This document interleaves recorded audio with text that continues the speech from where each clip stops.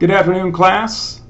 Today we are going to look at Chapter 5, which entails types and typologies of sex offenders. Again, make sure you read the chapter because this PowerPoint presentation is just an overview of this chapter. So, question: is there one type of sex offender, one typology? Answer is no. Sex offenders come in many different groups, and there's not been one typology that has been validated. So we're going to look at the historical and dynamic risk variables when creating these typologies. So some things don't change, some things do change, but you can never say there's only one typology for a sex offender. And again, typologies are nice to talk about in theory, but when it comes down to understanding some characteristics and situational variables, sometimes they just don't make sense. So just keep that in mind. You can always typologize, but it's never 100%. So are sex offenders specialists? And the book talks about this, and generally, no. Like with career criminals, a small number of sex offenders are specialists, and they recidivate over and over and over with the same types of sexual offenses. But most sex offenders are generalists and do not specialize in certain types of sexual offenses. They do different things. And there's some statistics that the book talks about, but we're not too interested in statistics at this point with this chapter.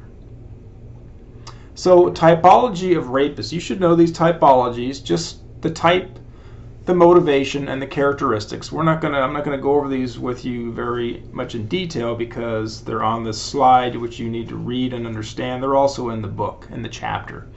So just know that there's these types of rapists: compensatory, sadistic, power control, and their motivations can be the same or different, but the characteristics are much different.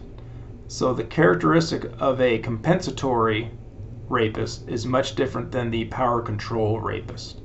So do some research on this and understand the slight differences that come into play with these typologies. It's very interesting. This is the way police and detectives can actually apprehend sex offenders or rapists in the field, because they look at signatures of what these people do or do not do. There's the last one, the opportunistic rapist type.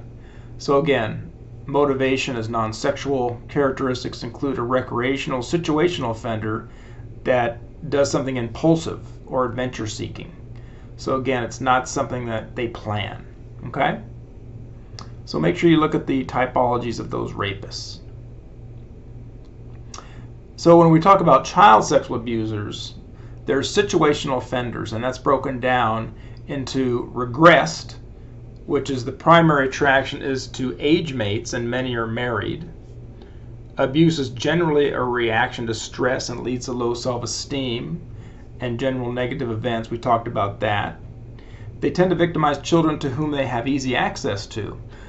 And intrafamiliar abusers, which is within the family, almost always are regressed. And these are generally males that we're talking about. The morally indiscriminate offenders do not prefer children over adults and tend to use children or anyone else for their own interests. So they're manipulators and users of people to get what they want. Sexually indiscriminate, they're mainly interested in sexual experimentation, and abuse of children is usually out of boredom. These are indiscriminate. They strike willy-nilly. You don't know what they're going to do. No perceived pattern. The inadequate offender, these are social misfits who are insecure, have low self-esteem, and the only relationships they have are with children as their only sexual outlet. So they seek out children. These are the very dangerous people out there working in daycare centers, schools, Boy Scouts, things like that.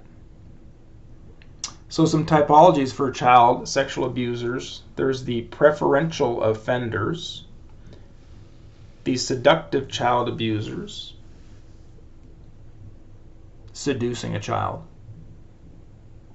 the fixated child abusers, which are very dangerous. They basically, researchers, psychologists say these are the folks that cannot be cured to stop their behavior. They have a compulsive attraction to children. They're exclusively involved with children, most likely to choose male adolescent or prepubescent girls. So again, their actions do not result from stress. They do not abuse children as a result of negative thoughts. And they're at a high risk of reoffending. Fixated child abusers, that's all they do. Sadistic child abusers, these are offenders that are aggressive. They're excited by violence. They target stranger victims and are extremely dangerous.